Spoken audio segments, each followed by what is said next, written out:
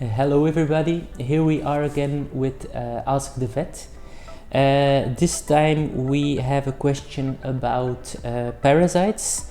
So the question is, how can we protect pigeons against ectoparasites like lice and mites and endoparasites like worms?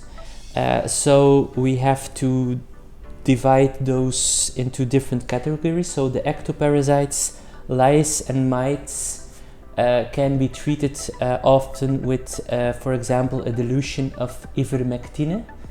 That works very well. For example, if you put a drop of this solution in between the shoulders on the skin, that substance is taken into the bloodstream and the whole body, the feathers are cleaned from lice, mites. Of course, there also exists the red bird mite that is not on the feathers but is in the loft. Then you have to treat the loft. That's a very severe parasite, so you have to treat that the lofts very good. And then you have the endoparasites, the worms. The most common worms in pigeons are Ascaridia and Capillaria. Those are worms that always have to be treated. It's very important you treat all the birds.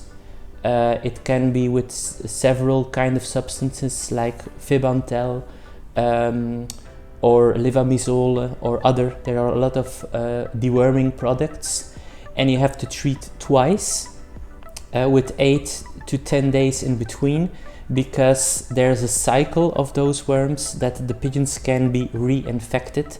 So you always have to treat twice, and you also have to treat the lofts. So the lofts have to be cleaned thoroughly and have to be disinfected, because the worm eggs are on the loft and the pigeons will reinfect themselves even if they are treated if you do not disinfect the whole loft. You can diagnose those worms by finding the eggs in the droppings. There also exists another kind of worm, cestodes, but those kind of worms are not infected by eating eggs, so they cannot infect each other, the pigeons on the loft, but they get infected by eating little snails. So that is always an individual pigeon, and you can treat that individually without having to treat the whole flock.